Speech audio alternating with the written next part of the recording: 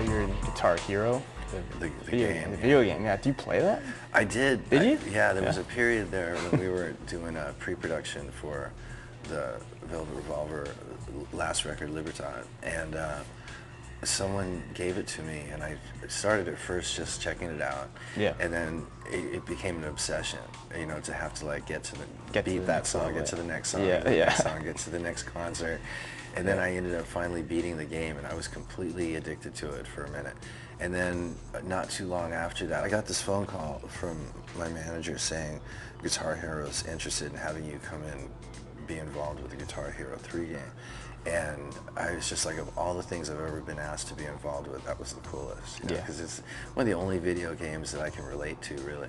Yeah. And they always have a good, you know, like the tracks they choose are really good. But it's come out now, and it's just very surreal to have this character that is me. You know, Yeah. you get to a certain section of the game, and you have to battle the guitar solos. Yeah, right. And then if you beat my character, then you actually can be my character through the rest of the game. So it's actually exposed me to a lot of kids who have no idea what Guns N' Roses is, or even for that matter, Velvet Revolver. Yeah. So people are probably coming up to you like, yeah, I saw Little you guys. in, That's I all. saw you in Guitar Hero. Yeah. That's funny. I did this thing where I went on our site and I said, you know, I was going to interview you. So I said, you know, any Sum 41 fans want to ask you questions. I brought some questions. Oh, let's do that. Yeah? Yeah, that'll be All right. interesting. Questions from Sum 41 fans. What up, Slash and Cone?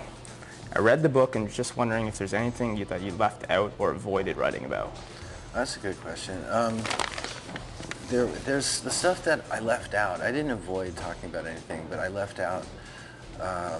You know, there's a lot of references to drugs and stuff in the book, Right. and I left a lot of that out.